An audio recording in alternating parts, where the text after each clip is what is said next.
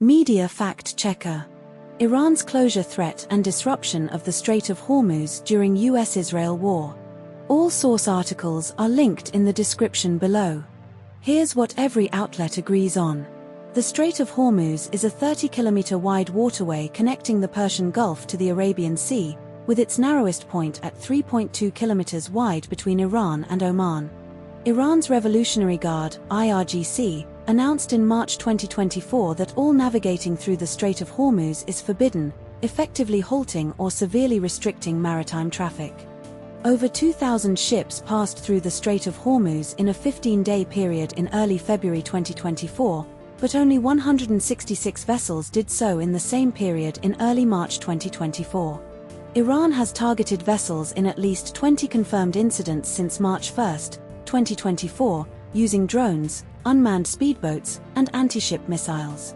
The U.S. Energy Secretary Chris Wright stated in March 2024 that it is not safe for shipping through the Strait of Hormuz. But not all outlets told the same story. ABC reports Iran is rerouting ships through Iranian territorial waters, north of Kangaroo Island, to assert control, but The Guardian does not mention this rerouting detail. ABC states that Iran's closure began shortly after the US-Israel war started in March 2024, while The Guardian's podcast does not specify a timeline for when the closure was announced or enforced.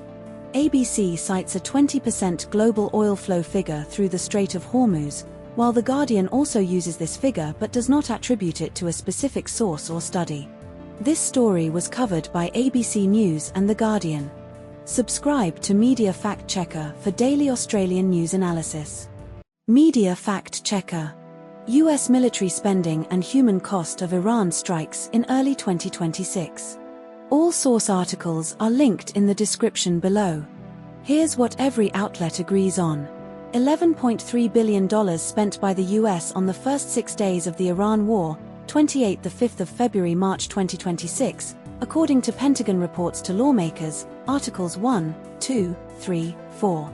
The $11.3 billion figure excludes deployment costs, force buildup, and infrastructure repairs, Articles 1, 2, 3, 4. Over 1,300 people killed in Iran, including 200-plus children, in the first 2 weeks of strikes, Articles 2, 4. The US and Israel launched joint attacks on Iran on the 28th of February, 2026, Articles 1, 2, 3, 4. The Environmental Protection Agency's 2026 budget is $8.8 billion, the CDC's is $9.2 billion, and the National Cancer Institute's is $7.4 billion, Articles 1, 3. But not all outlets told the same story. Article 2 states the war cost is likely far greater than $12 billion, while Article 4's estimate puts it at $12.7 billion by day 6, no direct contradiction but differing phrasing.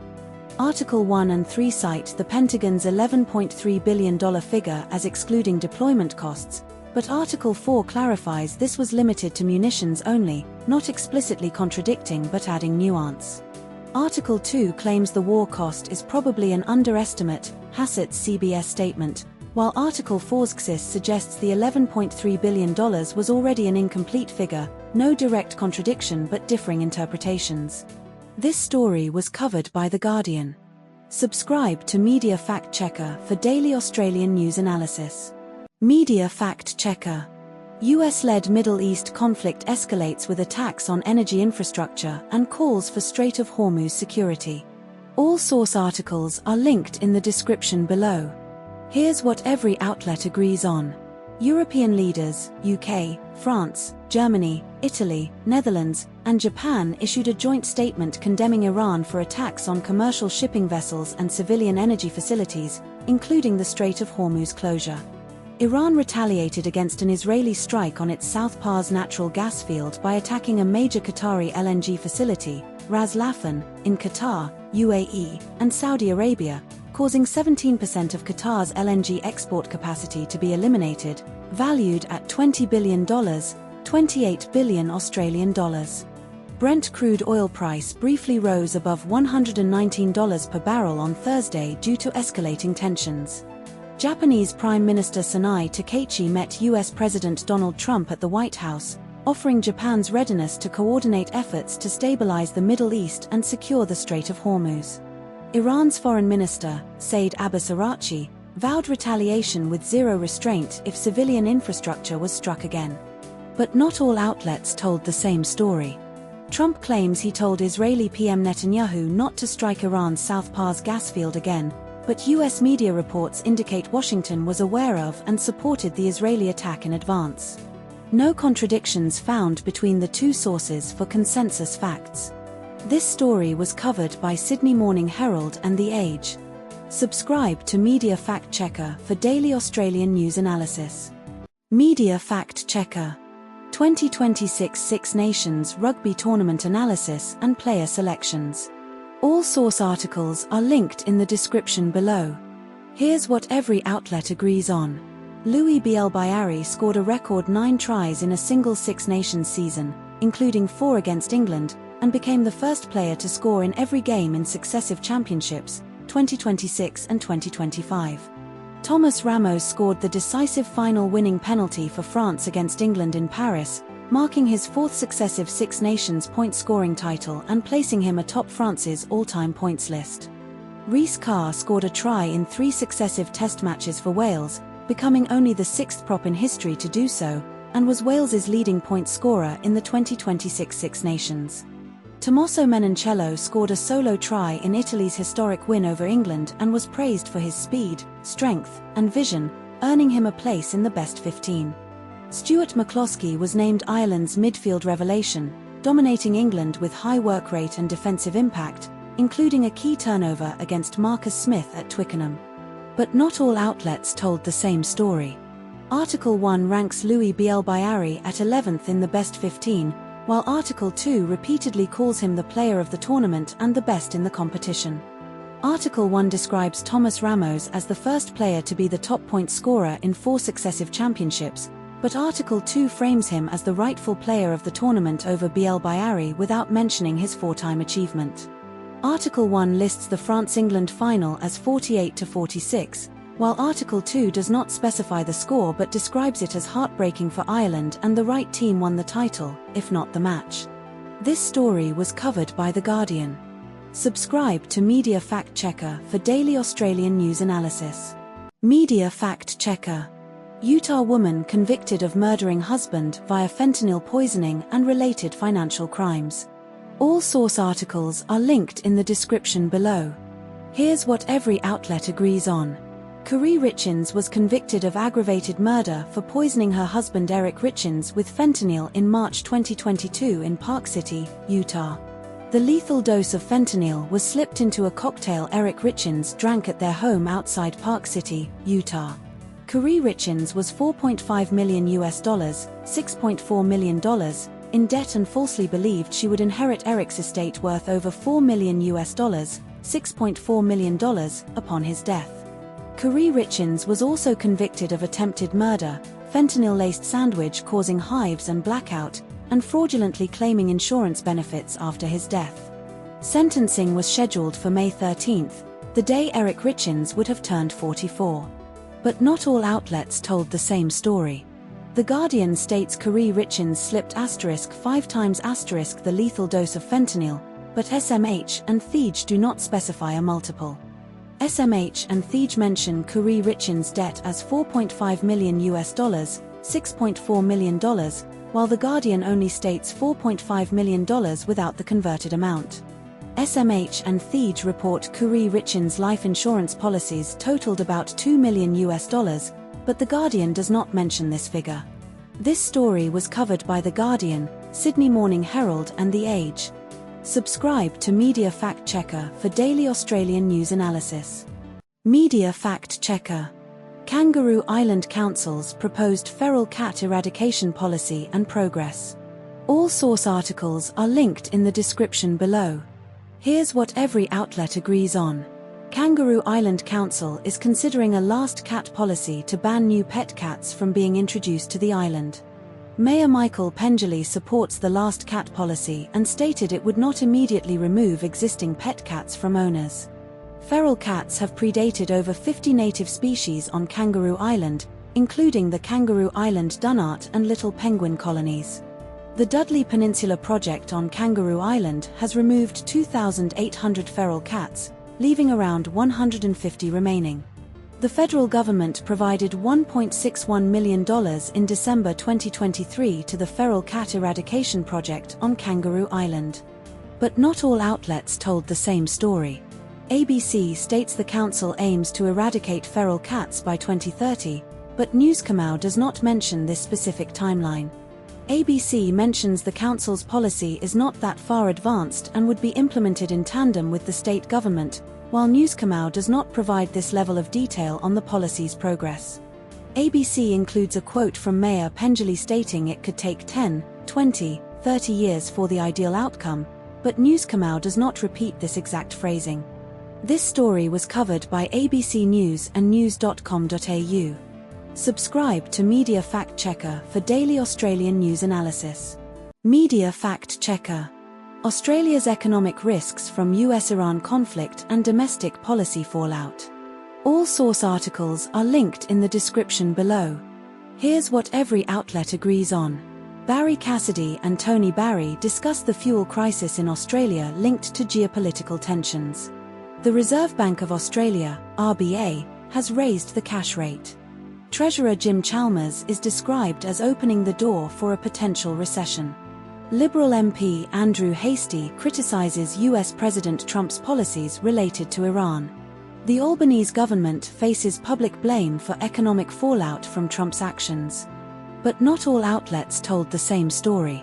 No contradictions found between the two articles as they are nearly identical in content. This story was covered by The Guardian. Subscribe to Media Fact Checker for daily Australian news analysis. Media Fact Checker. Global oil crisis triggered by Middle East conflict and Strait of Hormuz blockage. All source articles are linked in the description below. Here's what every outlet agrees on. The International Energy Agency, IEA, issued a 10-point demand reduction plan on the 15th of March, 2024, urging governments to cut oil use amid the Middle East conflict, including working from home, reducing speed limits by 10 km per hour, and avoiding air travel. The IEA declared the Middle East conflict has caused the largest supply disruption in the history of the global oil market, with shipping through the Strait of Hormuz reduced to a trickle since Israel-US strikes on Iran, the 15th of March, 2024. About 20 million barrels of crude oil and oil products typically pass through the Strait of Hormuz daily, and its closure has pushed crude oil prices above $100 per barrel, driving up diesel, jet fuel, and LPG costs.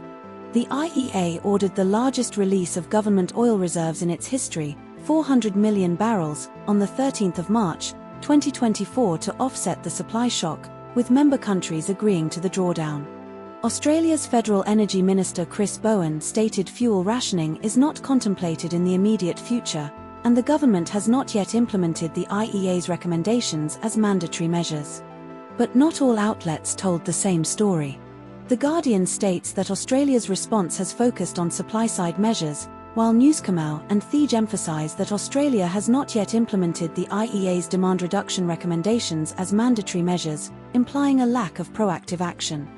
Thij and SMH report that Australia was not part of a joint Western statement offering support to reopen the Strait of Hormuz, but Thij also includes a quote from Prime Minister Albanese stating Australia is not at all out of step with Western nations and is offering support on the ground. News Kamau and Thij both state that fuel rationing is not being contemplated in the immediate future, but Thij mentions that sources involved in high-level briefings say the government knows more drastic measures might be required if the war drags on. This story was covered by The Guardian, news.com.au, Sydney Morning Herald and The Age. Subscribe to Media Fact Checker for daily Australian news analysis. Media Fact Checker. Iranian women's football team asylum crisis after refusing national anthem in Australia. All source articles are linked in the description below. Here's what every outlet agrees on. 7 members of Iran's women's football team, including 1 staff member, were granted humanitarian visas in Australia on March 10, 2024, after seeking asylum. 5 players, including captain Zura Ganbari, later withdrew their asylum claims and returned to Iran via Malaysia, Oman, and Turkey, arriving in early April 2024. 2 players, Fatma Pasandadeh, 21, and Atfef Ramazanasadeh, 33, remain in Australia and are training with Brisbane Roar FC without hijabs. The team's silence during Iran's national anthem at the AFC Women's Asian Cup in Australia, March 2024, sparked controversy and was interpreted as a protest. Iranian Parliament Speaker Mohammad Bagher Ghalibaf publicly welcomed the returning players as daughters of the homeland and praised their patriotism. But not all outlets told the same story. ABC and Newskamau both report Iranian diaspora claims that a staff member relayed threats from the regime, but government sources, ABC, deny these claims have any basis. Newskamau and ABC both describe the players' return as a propaganda victory for Iran, but Newskamau emphasizes state media's framing of it as a defeat for Western influence, while ABC focuses on the regime's symbolic gestures, e.g., floral wreaths. The Guardian reports Iranian rights groups accuse Tehran of threatening families with property seizures, but Iranian officials, via Newskamau, dismiss these as enemy propaganda and claim families were pleading for the players to return. This story was covered by ABC News, The Guardian, and news.com.au. Subscribe to Media Fact Checker for daily Australian news analysis. Media Fact Checker. Federal judge invalidates US Vaccine Advisory Committee appointments and recent decisions. All source articles are linked in the description below. Here's what every outlet agrees on.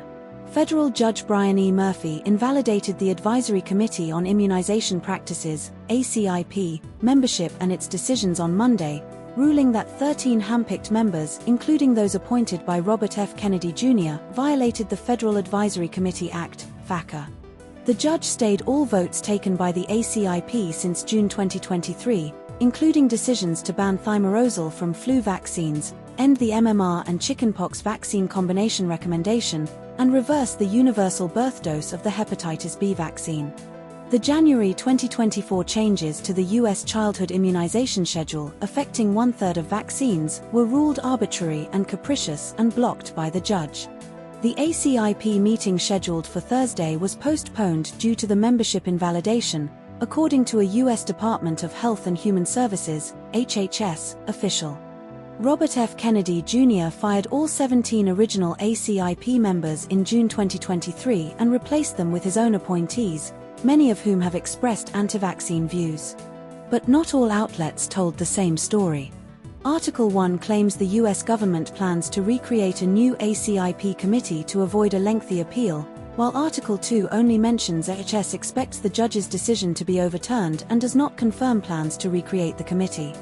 Article 1 states no appeal has been filed yet, but Article 2 implies HHS intends to appeal the ruling without explicitly confirming it.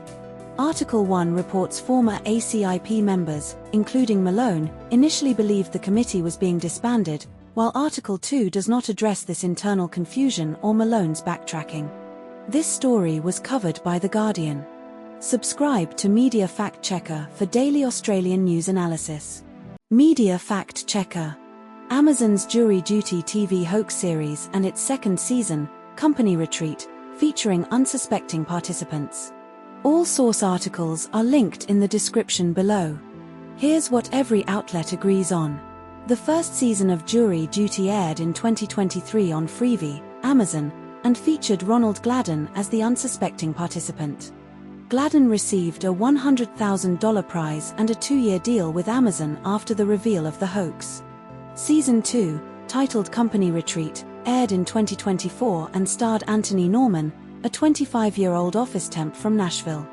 Norman was hired via Craigslist for a 2-week temp gig at a fictional hot sauce company called Rocking Grandmas. Over 10,000 people applied for the role of the unsuspecting participant in Company Retreat. But not all outlets told the same story. Article 1 states the cash prize for Norman was $100,000, while Article 2 confirms it was $150,000.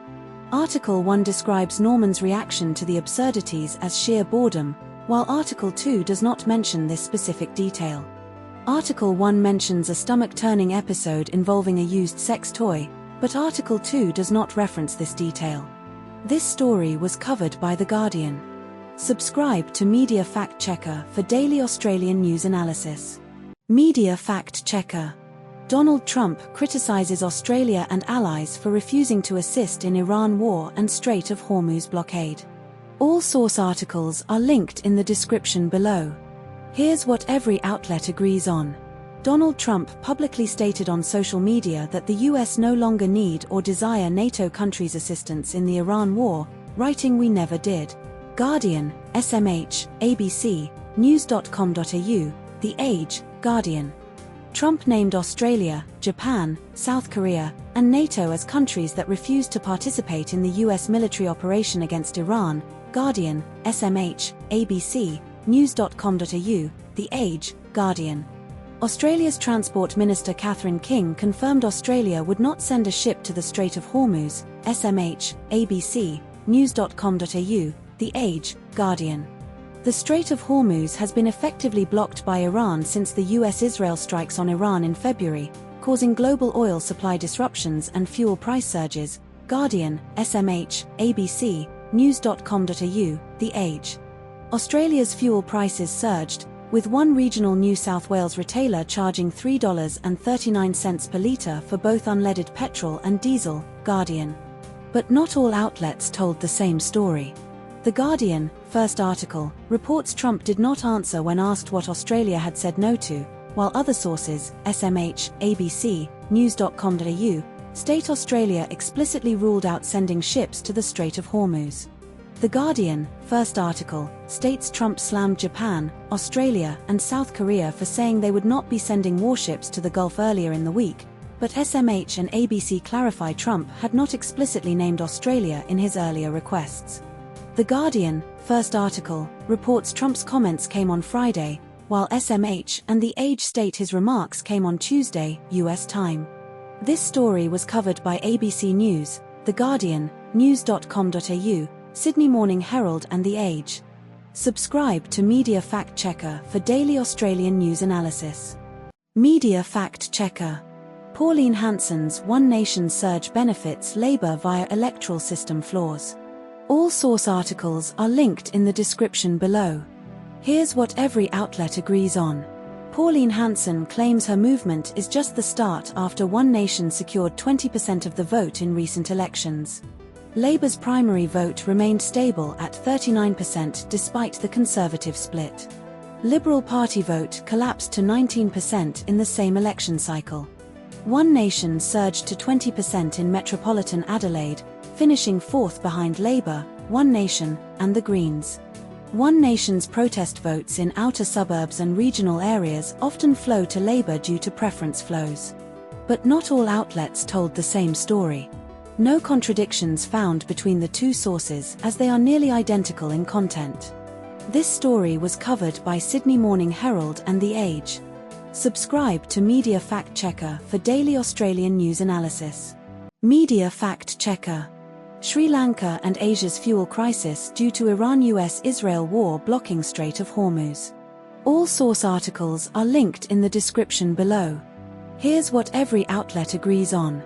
Sri Lanka introduced a 4-day work week for state institutions, schools, and universities starting Wednesday, local time, to conserve fuel. Newscamau, ABC, Guardian. Iran blocked the Strait of Hormuz on February 28, 2024, after US-Israeli airstrikes, cutting 20 to 25% of global oil supply and disrupting 80% of Asia's crude oil and LNG. Newscamau, ABC, Guardian. Sri Lanka's fuel rationing limits motorists to 15 litres of petrol diesel per week, with public transport allocated up to 200 litres. Newscamau, ABC, Guardian. Sri Lanka's petrol and diesel reserves will last nearly 6 weeks, but officials warn prolonged Middle East conflict could collapse recovery efforts post-2022 debt default. Newscamau, ABC, Guardian. Sri Lanka's President Anura Kumara Dissanayake urged private sector to adopt Wednesdays as holidays and civil servants to work from home. Newscamau, ABC, Guardian. But not all outlets told the same story. Newscamau states Sri Lanka's fuel rationing began on Sunday, but ABC does not specify the exact start date of rationing. ABC reports India's LPG gas supplies are 60% from Gulf states, while Newscamau and Guardian do not specify the exact percentage. Newscamau mentions Sri Lanka's fuel reserves will last nearly 6 weeks, but ABC and Guardian do not provide this exact duration. This story was covered by ABC News, The Guardian, and news.com.au. Subscribe to Media Fact Checker for daily Australian news analysis. Media Fact Checker. Israeli strike on Iran's South Pars gas field triggers regional energy crisis and retaliation. All source articles are linked in the description below. Here's what every outlet agrees on. Israel bombed Iranian facilities linked to the South Pars gas field, the largest natural gas field in the world, shared with Qatar, ABC, Guardian, ABC, Guardian, Guardian, Guardian, ABC, Guardian. Iran retaliated by launching strikes on Qatar's Ras Laffan gas complex, causing extensive damage and knocking out about 17%, or 12.8 m/tons-year, of its LNG export capacity, ABC, Guardian, Guardian, Guardian, ABC, Guardian. Qatar Energy estimated $20 billion in damage to Ras Laffan and repairs could take 3 to 5 years, ABC, Guardian, Guardian, Guardian. Iran's Revolutionary Guards warned that Saudi Arabia's Samref refinery, Yanbu, UAE's Al Hosn gas field, and Qatar's Mesaieed petrochemical complex were direct and legitimate targets, Guardian, Guardian, Guardian. Brent crude oil prices spiked to around $110 to $119 per barrel following the strikes, ABC, Guardian, Guardian, Guardian, ABC. But not all outlets told the same story.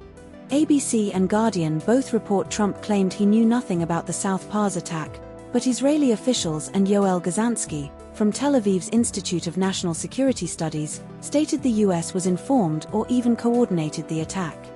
Trump said he told Netanyahu not to attack South Pars again, but Israeli officials claimed Israel acted alone and Netanyahu denied being dragged into the war by the US. The Guardian reports Trump's Defense Secretary Pete Hegseth accused the press of trying to portray the US as spinning toward an endless abyss, while Trump's messaging on Truth Social and public statements were inconsistent and chaotic. This story was covered by ABC News and The Guardian. Subscribe to Media Fact Checker for daily Australian news analysis.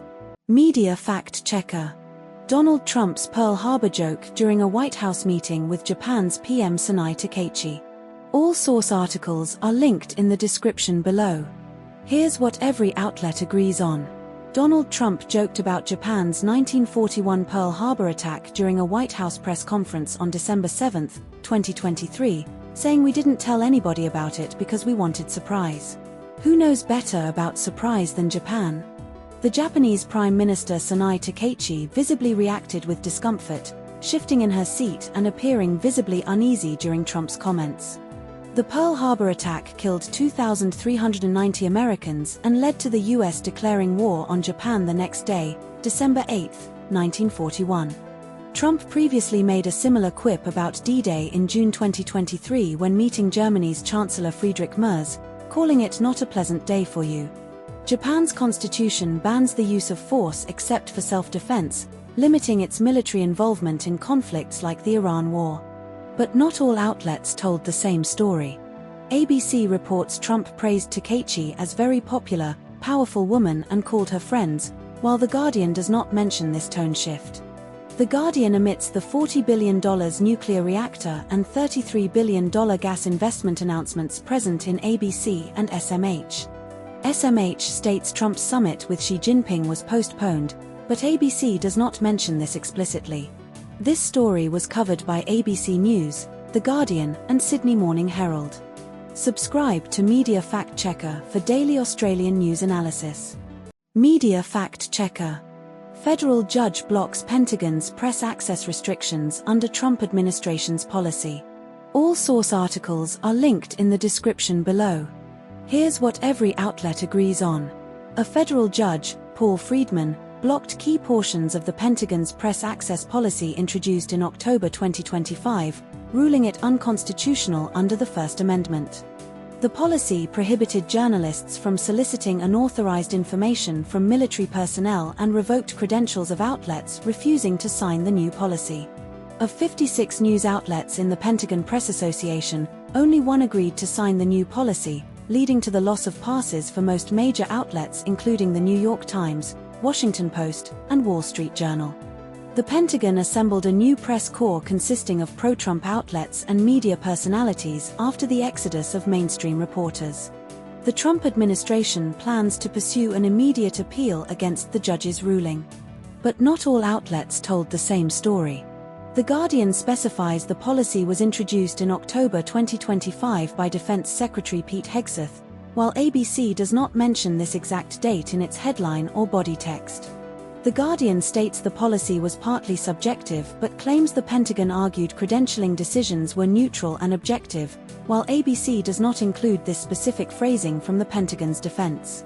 The Guardian highlights the policy's allowance for the Pentagon to revoke passes based on unfettered discretion, while ABC describes the policy as giving officials the power to label reporters as security risks without explicitly using the term unfettered. This story was covered by ABC News and The Guardian. Subscribe to Media Fact Checker for daily Australian news analysis.